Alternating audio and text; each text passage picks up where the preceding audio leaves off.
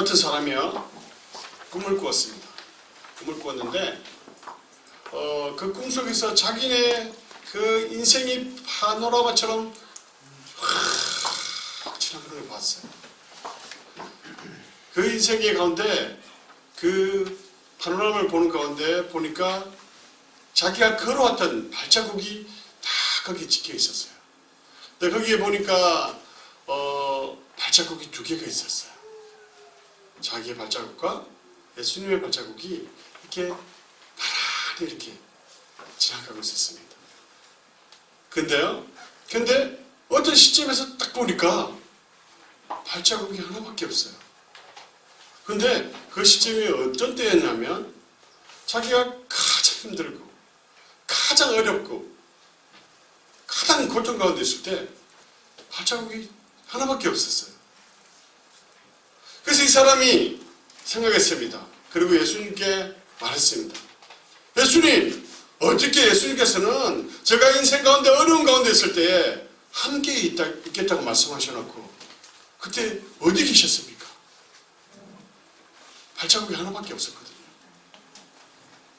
그때 예수님이 뭐라고 말씀하시냐면 그때 내가 너가 너무 힘들어하기 때문에 내가 너를 그때 업고 있었느니라 이렇게 말씀하셨어요. 오늘 여호와의 이름 9번째입니다. 여호와의 이름 9번째 여호와 삼마인데요. 같이 해볼까요? 여호와 삼마. 여호와 삼마. 이때 8개 다 기억하시나요? 여호와 삼마. 여호와께서 거기에 계시다 이런 뜻이에요.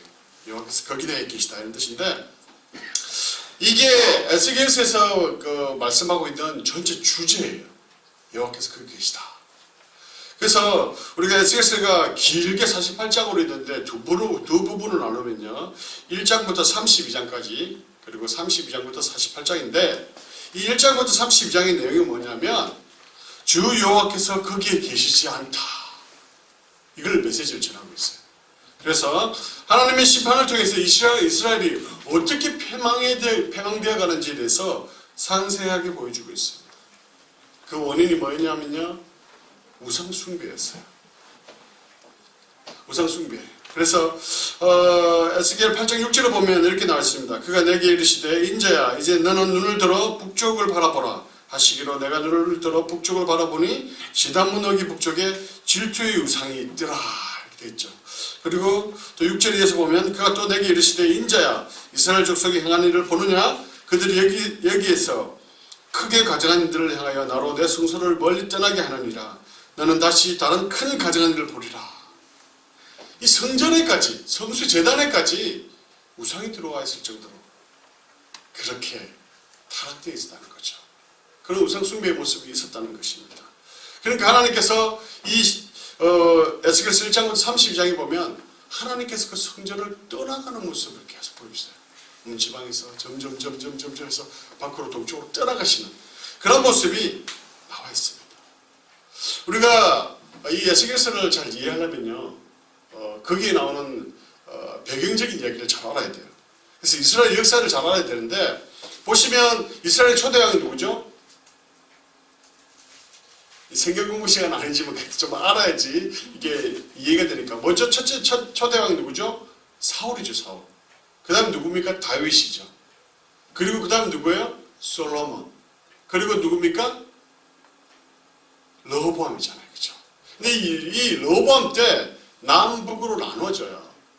그죠? 그래서 북이스라엘은 여로보암이 차지하고 남쪽은 르호보암이 차지합니다. 근데 이 북이스라엘은 몇 명의 왕이 배출되었냐면 19명이 나왔어요. 그 19명이 나왔는데 그 19명 중에 선한 왕이 몇 명 있었습니까? 몇 명? 아무도 없었어요. 다 악한 왕이었어요. 다 악한 왕. 그래서 결국 722년에 아수르에게 멸망하고 말죠. 그럼 남유다는 어땠을까요? 남유다 르호보암 이후로 어떻게 됩니까? 몇 명의 왕이 배출되죠? 20명의 왕이 배출돼요. 선한 왕이 있었을까요? 없었을까요? 있었습니다. 그래도 8명 있었어요. 8명.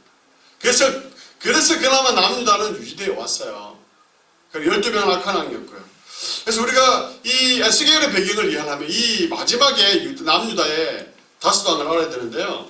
4명인가요? 4명은 알아야 되는데 이 4명의 왕을 기억해 알아야 돼요. 알아야 되는데 요아스, 여호와긴, 시드기야 이 4명의 왕을 잘 알아야 돼요. 근데 이제 이 요하스가 왕이 될 때 어떻게 되냐면 요시아가 전사한 후에 왕이 됩니다. 근데 이 이야기도 조금 알아야 돼서 제가 설명을 드릴게요. 보시면 지금 아수르가 흥황하다가 이제 망해요, 거의. 왜냐하면 신흥 바벨론이 일어나서 강력해졌기 때문에. 그래서 바벨론이 아수르를 거의 물리치고요. 아수르가 거의 갈그밋을 그 자기의 수도에 겨우 태각해서 머물러 있을 때에 이 바벨론이 이제 마무리를 지으려고 하는 가운데 있습니다. 근데요, 이때 밑에 보이시죠? 이집트가 이상해요. 아수르하고 에집트하고 원래 적이었어요.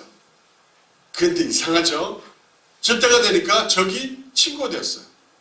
친구가 돼서 어떻게 합니까? 이집트에 있던 느고 왕이 이 아수르를 도우기 위해서 올라가고 있습니다. 근데 역사적으로 참 이건 아이러니하게 요시아 왕이 보세요. 올라가는 게 예루살렘을 통과해서 가는 것도 아니고 해변길로 따라 올라갔어요. 왜냐하면 빨리 올라가서 바벨론의 진격을 막아야 되기 때문에. 그죠? 올라가는데 요시아가 그냥 두면 돼요. 그냥 안 건드리면 돼요. 그런데 요시아가 이 무기토라는 곳에서 막아요. 막았습니다. 그러니까 이 느고 왕은 빨리 올라가서 아수르와 바벨론과 싸워야 되는데 막으니까 어떻게 해요? 싸울 수밖에 없죠.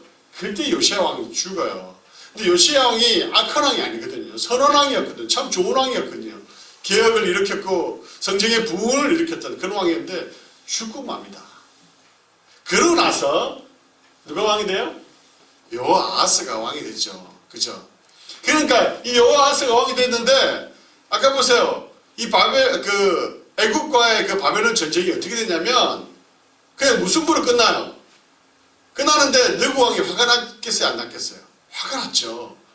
내려오면서 왕을 바꿔버려요. 여호와킴으로 바꿔버립니다. 그런데 여호와킴 왕이 사실은 친애국적이에요. 친애국. 애국이 더 좋은 감정을 가지고 있어요. 그죠? 그래서 그렇게 하니까 그걸 알고 3년 후에 배신하니까 어떻게 합니까? 여기 있던 바벨론이 쳐들어오죠.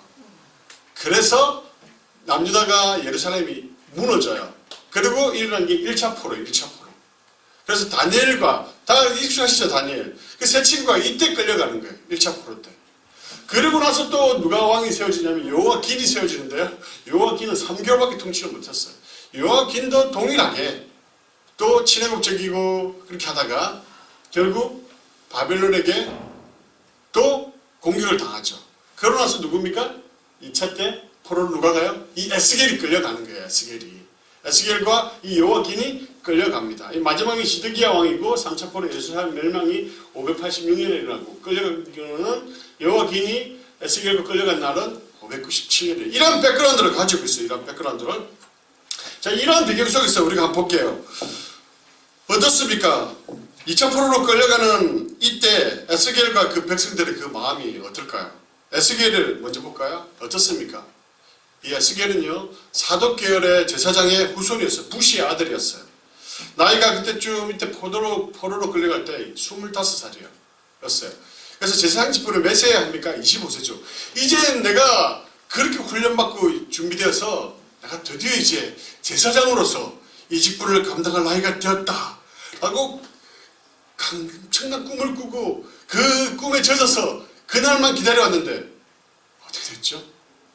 바벨론이 쳐들어왔잖아요. 그래서 끌려가고 말지 않습니까? 그의 꿈은 산산조각나고 맙니다. 제가요 시험에 한 몇 번 떨어져 봤는데 와, 제가 가지고 있던 꿈, 그래서 여기를 들어가서 뭘 하겠다는 꿈, 그걸 다 가지고 있었는데 안 되더라고요. 시험에 떨어지고 말았어요. 그러고 나니까 얼마나 좌절되는지요. 그래서 제가 그 학교를 들어가려고 했는데 그게 떨어지고 나니까 그 학교를 아무 생각 없이 10번은 넘게 돌아간 것 같아요. 그만큼 좌절되고 절망되고 이게 도대체 무슨 뜻인가? 하나님 이게 도대체 무슨 뜻입니까? 무엇을 말씀하고 싶으신 겁니까? 정말 그 현실을 받아들이기 힘들었습니다. 에스겔도 그렇지 않았을까요? 제사장 직분을 감당할 거라고 생각하고 있었던 그 꿈을 다 깨지고 포로 신세가 되어서 끌려가고 있는 그 에스겔의 모습 어떻습니까? 하나님이 어쩌면 안 계신 게 아닐까 이런 생각까지 하지 않았을까요? 아니면 하나님이 힘이 없어서 이렇게 끌려간다고 생각하지 않았을까요? 그런데요, 우리가 에스겔서 1장 2절에 보면 여호와긴 왕이 사로잡힌 지 5년 그달 초 닷새라 이렇게 얘기합니다. 딱 5년 됐죠. 그러니까 1592년 이때 하나님의 말씀이 임합니다. 하나님의 영광이 임해요. 그걸 보고 나서 이 에스겔은 그렇구나. 하나님께서 나와 여전히 함께 계시구나. 그걸 알았다는 것이죠. 그리고 이렇게 선지자로서 부르심을 받게 됩니다. 부르심을 받게 되고 하나님께서 이 에스겔에게 어떤 사명을 주시죠? 여기 바로 바벨론의 포로 생활 70년이면 끝나. 참아. 견뎌. 그래서 심지어 뭐라고 이야기합니까? 피투성이라도 살아라. 핏덩어리가 되었으라도 살아있어라. 뭡니까? 이게 표현이 뭡니까? 애를 금방 낳아가지고 나오면 핏덩어리잖아요. 그 발버둥 치고 있는 걸 버린 거예요. 그런 상태가 예루살렘의 모습이었어요. 이스라엘 백성들의 모습이었어요. 그럼에도 불구하고 살아라, 버텨라, 견디라 이렇게 이야기하고 있어요. 왜냐하면 왜? 70년이 끝나면 회복시켜 주실 거기 때문에. 이걸 에스겔이 그 속에서 가지고 있었던 거예요. 이스라엘 백성들의 입장은 어떻습니까? 한번 보시면 이스라엘 백성들 어디로 끌려갔냐면 보세요. 예루살렘이 저기고요. 바벨론이 저쪽입니다. 그 발 가까이 있는 쪽인데 뭐 지도상으로 보면 가까워 보이죠. 그렇지만 여기가 사막이기 때문에 바로 가지 못하고 돌아가야 되는데 700마일, 1000km 정도 되는 곳이에요.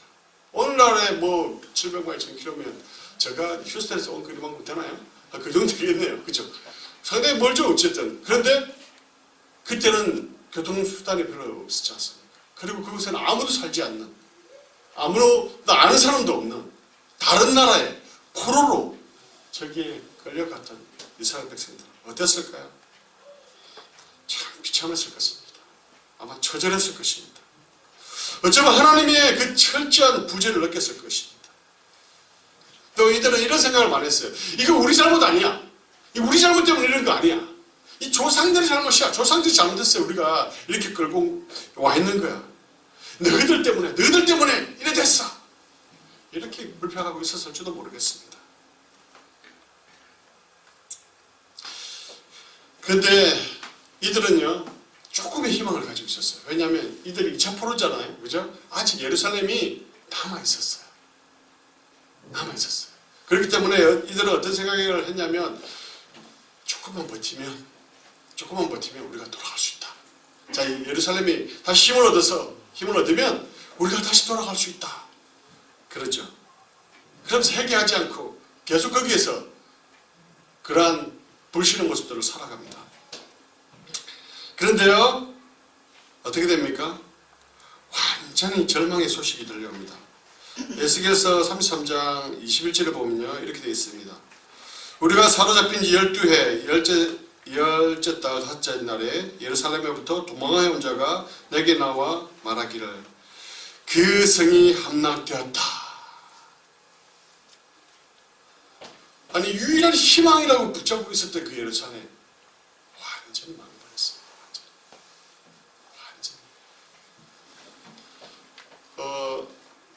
완전히. 캐나다의 이면수 목사님, 큰빛교회 이면수 목사님이라는 분 계세요. 북한에 억류되었었거든요. 2년 반인가? 2년 정도 가까이 억류되었습니다. 열심히 선교를 하다가 잡혔습니다. 그 포로 수용소에서 잡혀가서 얼마나 고생했어요. 소는 을조, 그 춥잖아요. 그 땅을 파는데 꽉 얼어 있잖아요. 삽이 5개, 6개 하루에 몇 개씩 부러질 정도로 그렇게 고생했대요. 그 속에서 그 목사님이 어떤 마음을 가졌을까요? 아니, 선교로 왔는데 왜 이런 일이? 그리고 나중에는요, 시몬의 뉴스에 나왔는데 종신형이 지어졌어. 사실은 사형일 수도 있었는데 종신형이 지어졌어. 이제는 돌아갈 수 없는 그런 결정이 내려졌어.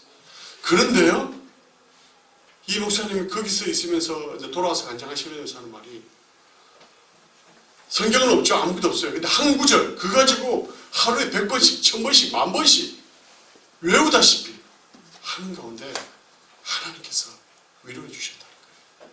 하나님께서 함께 해주심을 느꼈다는 거야. 그러면서 하루하루 버텨왔다는 거죠. 이겨왔다는 거죠. 그렇기 때문에 이 이면수 목사님이 그 어려움 속에서도 이겨나갈 수 있었고 견딜 수 있었던 것입니다. 그런데 이 절망의 이스라엘 백성들의 그 소식 속에 어떤 소식이 들려옵니까? 새로운 기쁨의 소식이 들려와요. 아까 1장에서 32장까지가 이제 이스라엘이 멸망할 것이라는, 멸망할 수밖에 없다는 그 이야기, 하나님의 부재에 대해서 이야기했다면, 이제 33장부터는 하나님께서 돌아오시고 회복시키시고 하나님께서 다시 임재하시는 그 이야기를 하고 있습니다.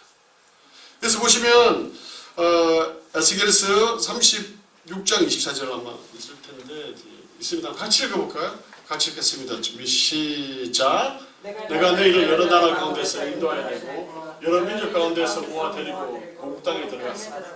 맑은 물을 너희에게 뿌려서 너희로 정결하게 하되 곧 너희 모든 더러운 것에서와 모든 성숭배에서 너희를 정결하게 할 것이며 또 새 영을 너희 속에 두고 내 마음을 너희에게 주되 내 육신의 그 마음을 제거하고 부드러운 마음을 줄 것이며 또 내 영을 너희 속에 두어 너희로 내 율례를 행하게 하리니 너희가 내 율례를 지켜 행하리라. 내가 내 조상들에게 준 땅에서 너희가 거주하면서 내 백성이 되고 나는 너의 하나님이 되리라. 아멘. 그렇죠.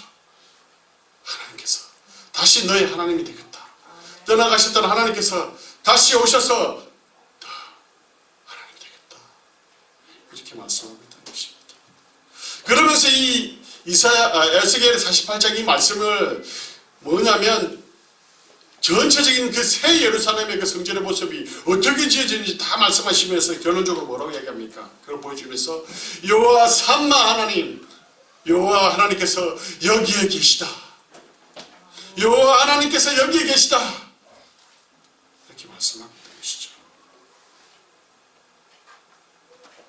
God is nowhere. 절망입니다. God is now here. 그것에 우리의 희망이 있습니다.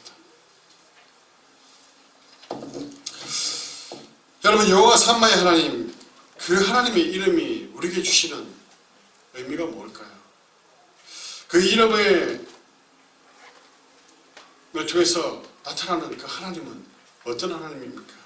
그 하나님의 의미, 이름의 의미를 다시 한번 찾아보기로 하는, 이 시간 함께 나누기로 하는데요. 이스라엘의 가장 역사적으로 어두운 때가 언제입니까? 가장 어두웠던 때가 두 번 있었습니다.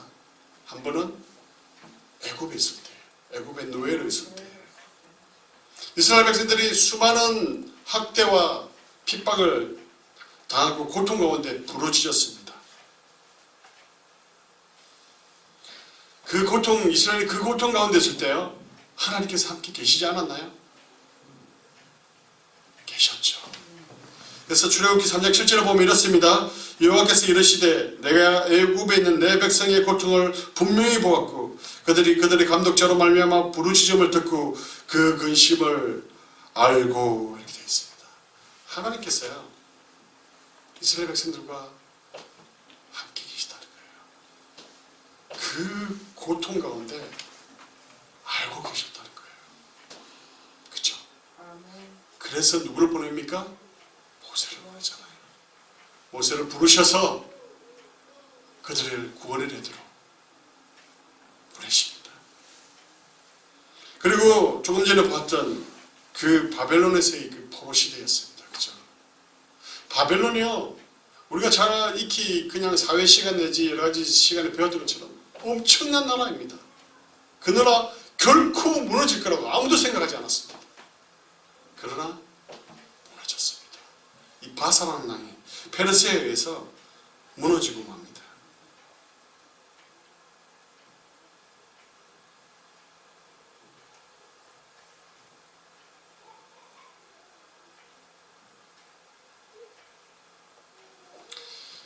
이러한 가운데 이스라엘 백성들은 이 포로 생활이 결코 끝나지 않을 것 같았습니다.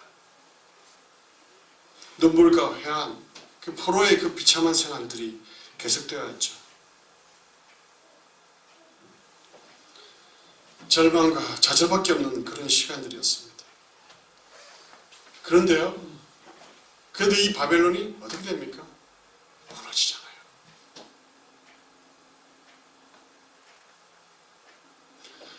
이해할 수 없는 건 어떻게 또 그 페르시아의 고레스 왕이 이스라엘 백성들을 왜 돌아가게 만들었냐는 거죠. 그죠? 이스라엘 백성들을 고향으로 돌아가는 그 정책을 썼다는 거예요. 이게 다 하나님의 역사라는 것입니다. 하나님의 그 은혜라는 것이죠. 하나님께서 그곳에 계시기 때문에 역사하시는 것이죠. 그래서 시편에 뭐라고 이야기합니까? 여호와께서 시온의 포로를 돌려보내실 때 우리가 꿈꾸는 것 같았도다. 이게 전혀 가능한 일이 아니었거든요. 불가능한 일이었거든요. 그런데 이루어졌다는 거죠. 하나님께서 그 애굽의 시대조차도, 그 바벨론의 그 포로의 생활조차도 하나님께서 함께 계셨다는 것이죠. 우리가 예수 그리스도를 믿기 전에 어떤 모습이었나요? 죄악의 모습이었죠. 하나님을 떠난 삶이었고, 죄의 노예된 삶이었고, 그래서 고통과 절망 가운데 좌절하며 하루하루 살아가는 그러한 삶이었습니다. 그러나 예수 그리스도께서 우리와 함께 하셔서 우리를 구원하기 위해서 오셔서 피를 흘리시고 고통을 당하시고 우리를 구원해내셨습니다. 바로 그분이 우리 하나님, 우리 여호와의 삼마의 하나님, 거기에 계신 하나님이시는 것이죠. 우리의 모습이 어떠하든지, 우리의 모습이 죄로 가득하다 할지라도 우리를 버리지 아니하시고 그것을 함께 하시는 그 하나님이시는 것입니다. 제가 좀 아시는 분들 계신지 모르겠지만 이 유성준이라는 가수를 좀 좋아해요. 참 멋있더라고요. 유성준. 지금은 조금 약간 어려운 가운데 있긴 하지만 그 감정을 참 제가 듣는데 참 감동이 됐어요. 뭐냐면 이렇게 이야기했습니다.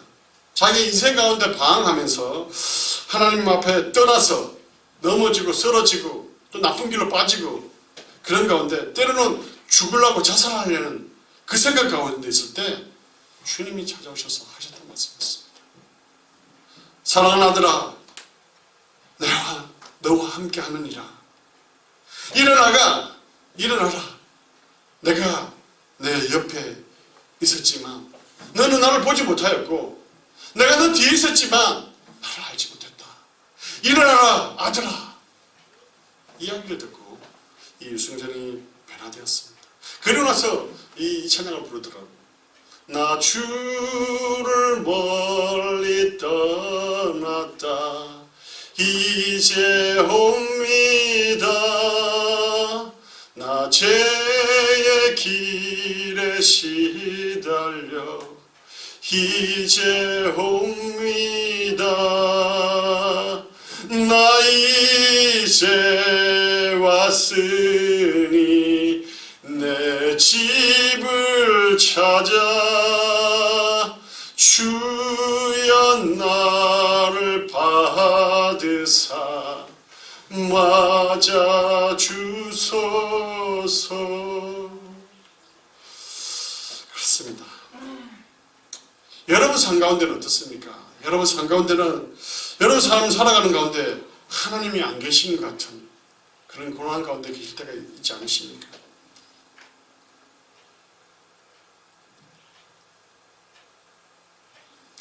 현실의 그 답답한 문제들 앞에 하나님께서 아무것도 하지 않으실 때 여러분 마음은 어떠십니까?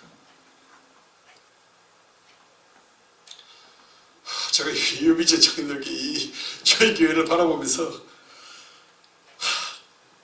어떻습니까? 여러분 어떻습니까? 여러분 마음 어떠신가요? 야곱이요, 에서인 형의 그걸 속이고 원래 이제 자기가 에서인 것처럼 해서 이삭에게 가서 모든 축복을 다 받습니다. 그러니까 에서가 화가 났겠어요, 안 났겠어요? 났겠죠. 그래서 너 죽이겠다. 반드시 널 죽이기다. 그러니까 너무 두려워가지고 도망가잖아요. 막 제대로 챙기지도 못하고 도망가요. 그래서 삼촌이었던 라반의 집으로 도망갑니다. 도망가는데요, 얼마나 서글펐을까. 와, 가족도 다 있고 있는데 멀리 라반의 집으로 도망가는 가운데 이제 해는 졌고 더 이상 갈 곳은 없고 자야 되기 때문에 이 광야에서 돌베개를 베고 잡니다. 얼마나 슬픔의 눈물이 흘렀을까요? 얼마나 무서웠을까요? 그죠? 광야에 막 우서 이렇게 뭐 늑대 소리 나고 이랬을 텐데 얼마나 무서웠을까요? 그래서 겨우겨우 이제 잠을 청하는데 꿈속에 뭐가 나타나죠? 사닥다리가 나타나잖아요. 그죠? 그리고 그 위에 천사들이 오르락 내려가는 모습입니다. 그때 어떤 고백을 합니까? 야곱이 여호와께서 과연 여기 계신 줄을 내가 알지 못하였도다, 이렇게 고백하지 않습니까? 그렇죠? 하나님께서 옆에 계셨는데요, 자신은 몰랐다는 거예요.